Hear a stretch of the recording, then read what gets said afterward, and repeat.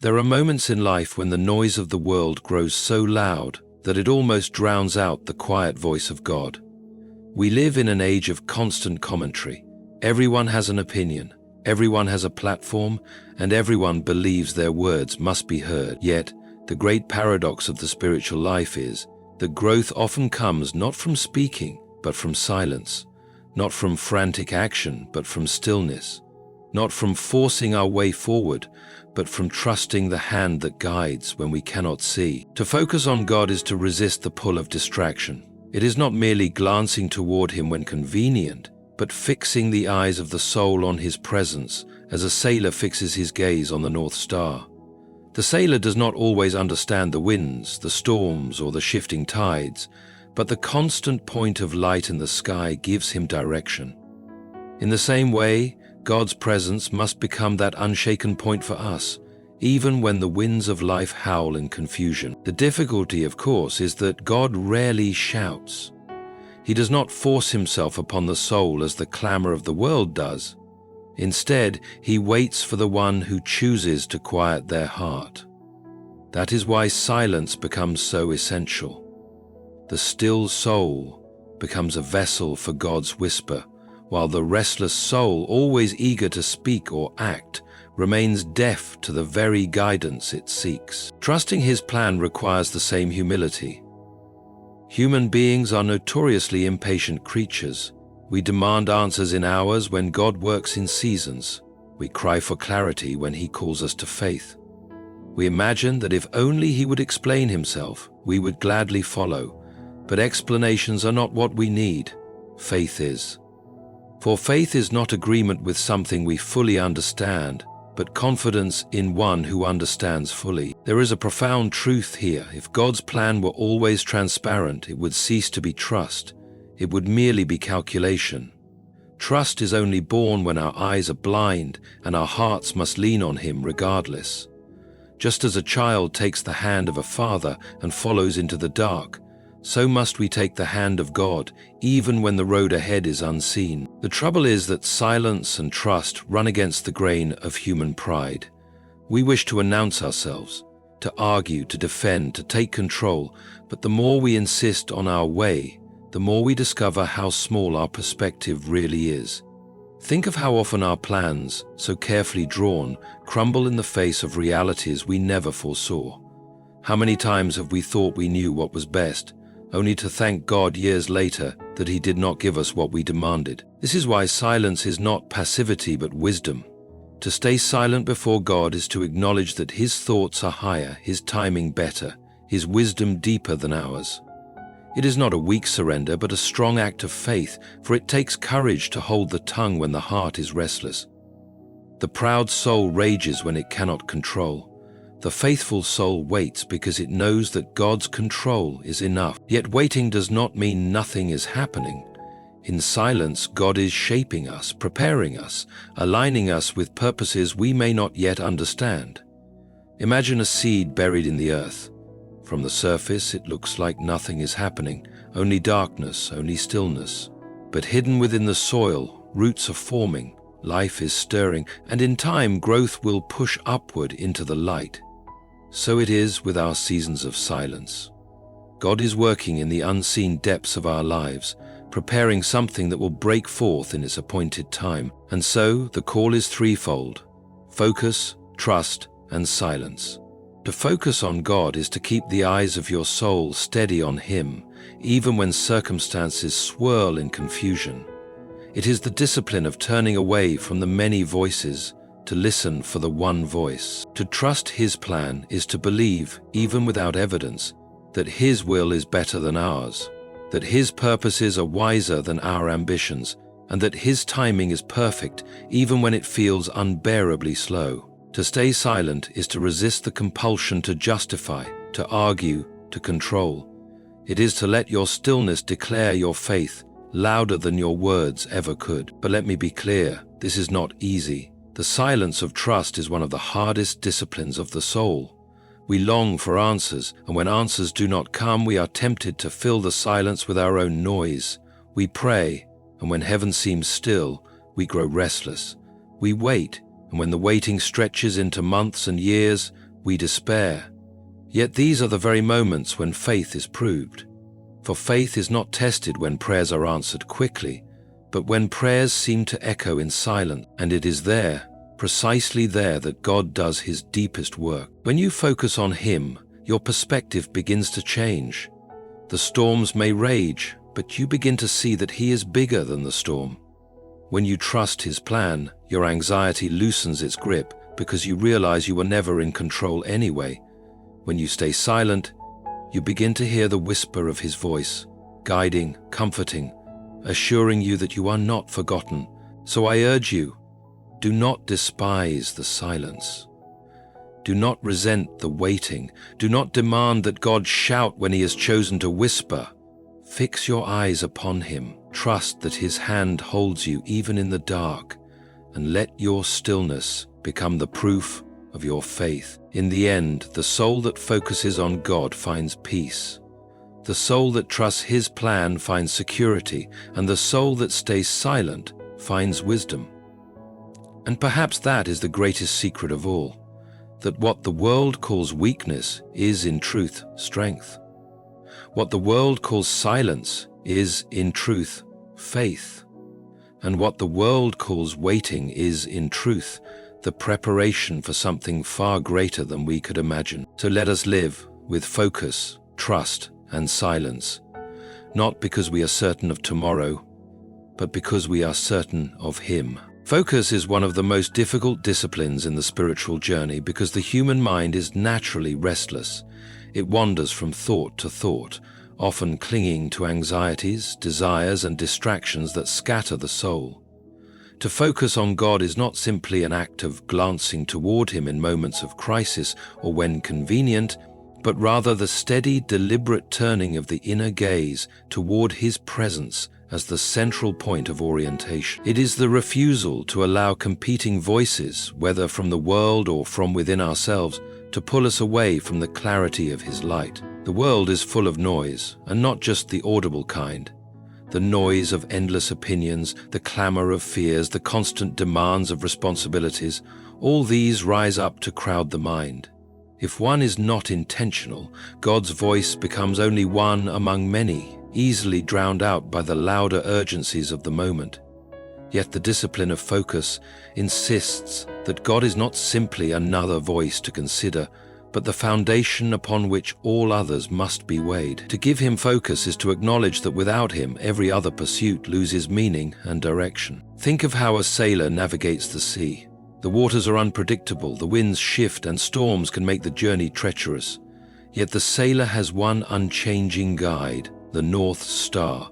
No matter how the environment changes, that single point in the sky provides orientation. Without it, the sailor is lost, tossed about with no certainty of direction. The focus of the soul works in the same way. The storms of life will come, and no amount of human planning can fully prepare for them.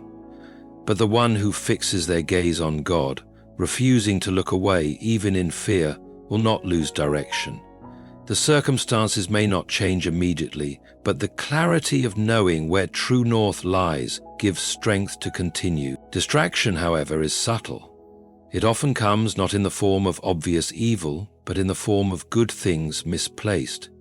Work, relationships, ambitions, and responsibilities are all good in their proper place, but when they begin to claim the attention that belongs first to God, they become distortions. The heart begins to tilt toward them, and slowly, almost imperceptibly, the focus on God is blurred. The tragedy is that when the focus is blurred, fear and confusion soon follow because the soul has lost its anchor. Fear especially thrives in the absence of focus.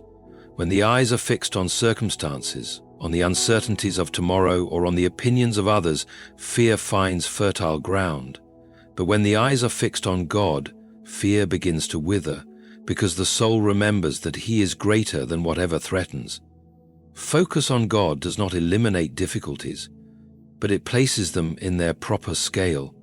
What once looked overwhelming becomes small when seen against the vastness of his presence. Another great enemy of focus is the shifting opinion of the world. People will always have something to say, what you should do, who you should be, how you should live. If you bend your focus to every voice, you will find yourself constantly changing direction, never settled, never at peace. But to focus on God is to free yourself from the tyranny of shifting approval. It is to recognize that the only voice that truly matters is the one who formed you, the one who knows the end from the beginning, the one whose judgment is perfect and whose love is unshaken. Focusing on God, then, is not a momentary act but a discipline. It requires choice, and choice repeated daily. It means creating space for Him in thought, turning the heart toward Him in prayer, allowing Scripture to shape the imagination, and guarding the mind against the clutter that steals attention. It is less about trying harder and more about surrendering deeply, letting God become the center rather than the periphery, letting God disappear. Everything God does God. The discipline may feel costly at first, because the mind resists stillness, but over time it forms the soul into a place of peace. When focus on God becomes a habit, it does something profound to the human spirit. It creates clarity in the midst of confusion, calm in the midst of turmoil, and strength in the midst of weakness. It does not mean that distractions cease to exist, but that their power to dominate is broken. Just as light dispels darkness without effort, so focus on God disarms the noise, the fear, and the shifting voices of the world. In this way, focus becomes not merely a discipline but a way of seeing, a way of living, and a way of being that keeps the soul steady when everything else shakes. Trust is perhaps the most difficult requirement of faith because it demands surrender without explanation. Human nature longs for certainty. It desires a clear map, a predictable path, a guarantee that tomorrow will unfold exactly as imagined. Yet God does not give His children maps. He gives Himself. He does not lay out every detail of the journey, but calls us instead to walk in the assurance that His hand guides, even when His plan is hidden. This is where true trust begins, in the willingness to lean upon the invisible hand that leads, even when the way forward appears shrouded in mist. The reality is that we see so little. Our vision is bound by the present moment and by the narrow frame of our own experience. We may imagine that we understand what is best, but our understanding is partial at best. We cannot foresee every ripple effect of our choices, every hidden danger on the road ahead, or every unseen blessing waiting beyond a closed door. God, however, sees the entirety of the story at once. Past, present, and future lie before Him with perfect clarity. To trust Him is to admit that while our knowledge is fragmentary, His wisdom is whole. But this kind of trust often feels unnatural, for it asks us to rest in the unseen. We are trained by the world to believe only in what can be measured, touched, or proven, yet faith calls us to anchor ourselves, not in what we can grasp, but in what we cannot. The invisible hand is no less real because it cannot be seen. In fact, its invisibility is precisely what makes trust necessary. If God's plan were always obvious, trust would cease to be faith. It would merely become sight. Consider the moments in life when plans collapse, when opportunities vanish, when prayers seem unanswered. In those moments, it is tempting to believe that God has forgotten, that His hand has slipped from our lives. Yet it is often in those very seasons that He is weaving the most intricate patterns.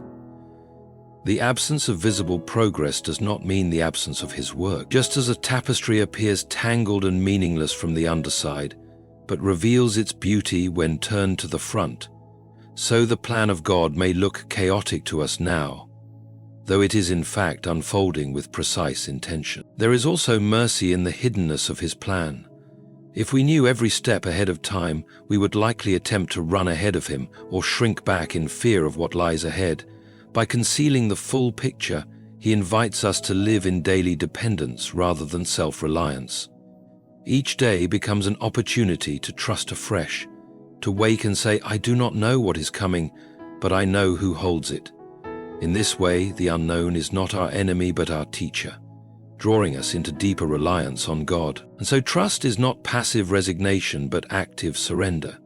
It is the decision to place our confidence not in circumstances, but in character. the character of God who is faithful, good, and wise beyond comprehension. To trust is to say, even if I do not understand the path, I trust the one who chose it. This does not mean we silence every question or never wrestle with doubt, but it means we allow those doubts to rest in the larger assurance that His wisdom exceeds our own. Over time, those who learn to trust the invisible hand discover something remarkable. They find peace in uncertainty. They discover that anxiety lessens when control is relinquished. They begin to live with an openness to surprise, knowing that God's interruptions often lead to greater blessings than their original plans ever could. Trust reshapes the heart, teaching it to release its grip on fear and to live instead in the freedom of surrender. When all is said and done, trust in the invisible hand is not about seeing the plan, but about knowing the planner. It is not about predicting the future, but about being held by the one who has already written it. It is to walk forward without clarity of direction, but with absolute clarity of relationship, knowing that even in the darkness, we are not walking alone. Silence is often misunderstood in a world that prizes expression. From the earliest years, we are taught to speak, to explain, to defend, to argue, to share our opinions loudly and quickly. The one who speaks the most is often thought to be the most knowledgeable, and the one who remains silent is mistaken for having nothing to say. Yet in the spiritual life, silence is not emptiness but fullness, not weakness but strength. It is the posture of the soul that has learned that the voice of God is clearer when human voices are stilled. The noise of human speech is not only external but internal. Within the mind, countless conversations take place. Rehearsed arguments, imagined outcomes, restless speculations about the future. These inner words can crowd the heart until there is no room left to hear the gentle whisper of God. Silence, then, becomes a discipline not only of the lips, but of the heart. It is the deliberate laying aside of the urge to fill the air with explanations, and instead making space for God to speak in ways that surpass words. There is strength in silence because it requires restraint. To stay silent when falsely accused, when misunderstood, when provoked. This demands more courage than answering with a flood of words. Silence in such moments is not indifference, but trust. Trust that truth does not need to be defended by constant argument. Trust that God sees the heart when others misjudge. Trust that vindication comes not from the volume of our speech, but from the faithfulness of God. The proud heart insists on being heard. The humble heart is content to let God have the last word. Silence also teaches patience. When we are silent, we resist the impulse to force solutions before their time. Words can be tools of control. We use them to press others, to shape outcomes, to argue our case. But silence loosens our grip on control and allows God to work in His timing. It acknowledges that His ways are higher than ours, and His answers may come not through the arguments we craft, but through the quiet workings of His Spirit. At times, silence is the only fitting response to the mystery of God. There are truths too great for words, sorrows too deep for explanations, joys too overwhelming for description. In these moments, silence is not an absence but a reverent recognition of the limits of language. The soul stands still before God, not because it has nothing to say, but because it has encountered something beyond saying. In silence, awe takes the place of speech. Yet silence is not the same as withdrawal. It is not the refusal to engage with others or a retreat into isolation. True silence is active, not passive. It listens. It listens to the voice of God in Scripture, in creation, in the quiet movements of conscience. It listens more than it speaks, knowing that wisdom is often found not in quick answers, but in thoughtful reflection. To stay silent before God is to admit that our words are small compared to His, and that our wisdom is shallow compared to His depth. This is why silence becomes a form of strength. The person who can remain quiet when others rush to speak demonstrates mastery over their impulses. The person who can wait in silence for God's direction shows greater courage than the one who insists on forging ahead with noise. The one who chooses silence has discovered that peace is not found in defending oneself endlessly, but in resting in the assurance that God knows, sees, and speaks at the right time. In the end, silence is not about the absence of sound, but about the presence of God. It is the soil in which His voice takes root, the stillness in which His Spirit brings clarity, the pause in which His wisdom is revealed. To embrace silence is to discover that what cannot be achieved by many words can often be accomplished by one quiet moment of listening. Patience is one of the most revealing measures of faith because it exposes how deeply we trust the one who governs time. Every person knows the tension of waiting, the delay of an answered prayer, the long stretch between desire and fulfillment, the silence that seems to linger longer than the heart can bear. Yet patience is not simply the act of waiting. It is the spirit in which we wait. Anyone can wait if forced, but true patience is shown in waiting without resentment, without complaint, and without surrendering to despair. It is the quiet strength that rests in the assurance that God is at work, even when outwardly nothing appears to move. The human heart is naturally restless. We are conditioned to expect speed and immediacy in almost everything.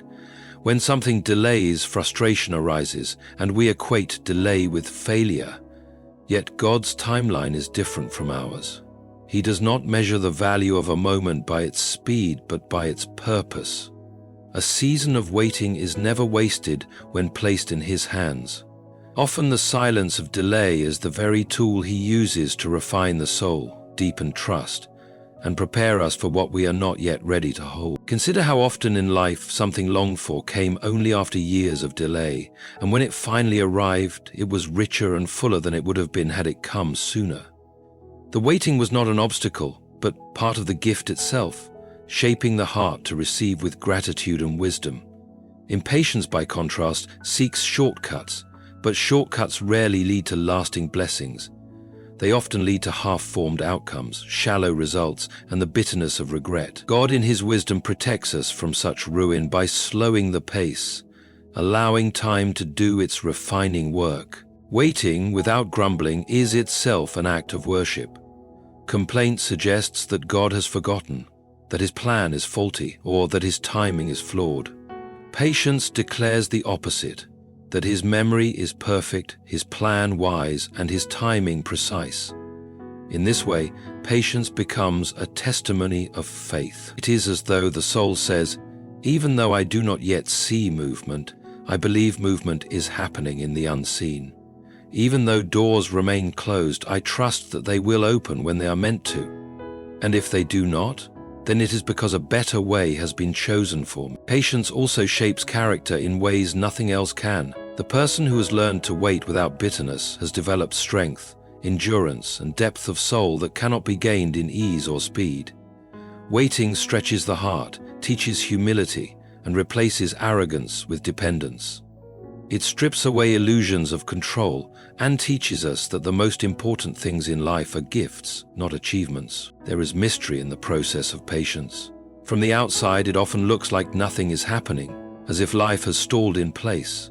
But just as a seed hidden beneath the soil appears dormant while in reality it is slowly germinating, pushing out roots, and preparing to break through the surface, so God is often working in hidden ways during our seasons of waiting. What seems like stillness is in truth the quiet unfolding of His plan beneath the surface. Patience gives us the strength to endure the hidden work until it blossoms in visible form. At its heart, patience is trust stretched across time. It is trust that does not wither when days become months or months become years. It is trust that does not demand constant proof but rests in quiet assurance. Impatience demands signs. Patience clings to promises. Impatience insists on answers now. Patience believes that answers will come when they are most fitting. This kind of patience is not weakness but strength of the highest order, for it rests on the conviction that God is faithful even when His pace confounds our own. There is a subtle temptation in every human heart, the desire to take full control of life, to rely solely on one's own strength, intelligence, and determination. It feels natural to lean on our own abilities, for we have been taught from an early age to be self-sufficient, to carve our own path, to create our own destiny. Yet what appears as strength in the eyes of the world often proves to be folly in the sight of God. Self-reliance, when it pushes God aside, becomes not a virtue but a snare, leading us into paths that may glitter with promise, yet end in disappointment. The truth is that our vision is limited, our wisdom partial, and our strength fragile. No matter how capable we believe ourselves to be, there are forces, circumstances, and complexities of life far beyond our control. To imagine that we can steer the course of our lives apart from God is like a sailor attempting to command the winds or a farmer commanding the seasons. The attempt may look bold, but in the end, it is futile. Life has a way of reminding us that control is an illusion. The danger of self-reliance is not merely that it fails, but that it delays. When we force our own way, we often move out of rhythm with God's timing.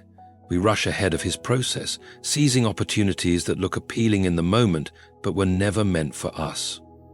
What follows is often frustration and wasted energy, for what is not aligned with God cannot bring lasting peace. It may satisfy for a moment, but eventually the cracks begin to show, and the very thing we grasped so tightly slips through our fingers. Self-reliance also blinds us to God's provision.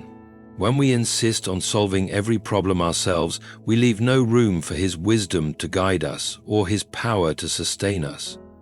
We fill our prayers with our own plans, asking Him merely to bless what we have already decided, instead of pausing to seek His will. In doing so, we treat Him not as Lord, but as a silent partner to our ambitions. But the soul that insists on steering its own way cannot complain when it ends up lost. There is also pride hidden within self-reliance. To act as though we need no guidance from God is to forget our dependence on Him for every breath, every heartbeat, every step. Pride whispers that we are sufficient, that we can manage, that we know enough. But reality always proves otherwise.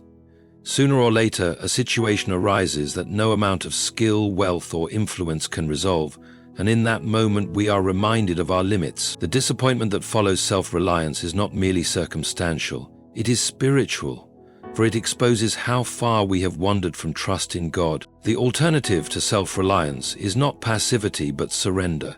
It is not the abandonment of responsibility, but the recognition that responsibility must be held within the framework of God's will. To surrender is to plan, but to hold those plans loosely, ready to adjust when God redirects. It is to act with diligence, but not with the illusion that outcomes rest entirely in our hands. It is to acknowledge that our gifts, skills, and opportunities are not for us to wield independently, but for us to steward under His guidance.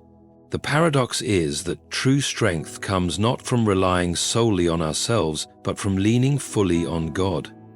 Those who depend on Him discover a strength that surpasses their own, a wisdom that cuts through confusion, and a peace that does not waver, even when circumstances shift. Self-reliance promises control, but delivers disappointment. Reliance on God may demand surrender, but it produces alignment, fruitfulness, and lasting joy. Peace is one of the deepest longings of the human heart, yet it is also one of the most elusive. People search for it in possessions, in achievements, in relationships, in security of wealth or influence, but these things offer only a fragile and temporary calm. The reason they cannot satisfy is because they are all built upon control, and control is always uncertain. No matter how strong or wealthy a person becomes, there are always circumstances beyond their power. Health can fail, storms can strike, economies can collapse, relationships can falter. If peace rests on control, then it will always be one crisis away from ruin. The paradox of the spiritual life is that true peace comes not from grasping for control, but from surrendering it. Surrender does not mean apathy or laziness, nor does it mean giving up on responsibility. Rather, it is the choice to place ultimate confidence not in our own strength, but in the one whose strength never fails.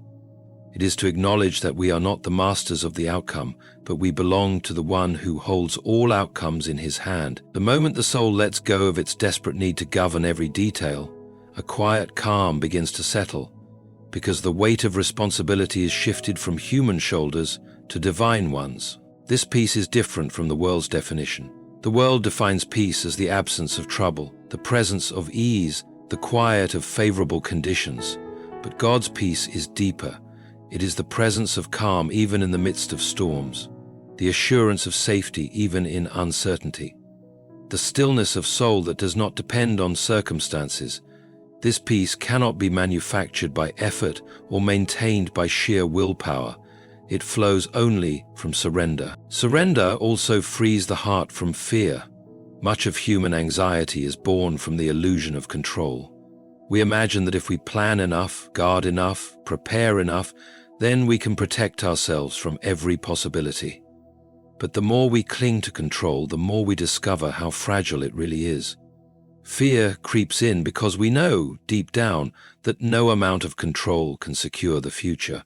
When we surrender, fear loosens its grip, because we no longer place our security in the shifting sands of our own efforts, but in the unshakable rock of God's faithfulness. The peace that comes from surrender is not passive. It is active trust. It says, "I will do what I can, but I will not carry what belongs to God." It is living diligently while resting deeply, working faithfully while trusting completely. It is the balance of effort and release. We plow the field, but we cannot force the harvest. We pray for guidance, but we do not insist on knowing every step in advance. This rhythm of surrender creates space for God to work, and in that space, peace flourishes. There is a profound rest in knowing that outcomes do not depend on us. When the heart is surrendered, it no longer needs to manipulate people or circumstances. It does not need to force doors open or fight battles that belong to God. It simply remains steady, faithful, and quiet, because it trusts that whatever comes has passed through the wisdom of His hands. In this way, surrender becomes the doorway to freedom. Freedom from fear, freedom from striving, freedom from the endless exhaustion of trying to control what was never ours to control. And so peace, the kind that endures, is not discovered by gaining more power over life, but by relinquishing it. It is the fruit of surrender, the stillness that fills the soul when it finally rests in the truth that God's hands are strong enough to hold the future and gentle enough to care for every detail of our lives.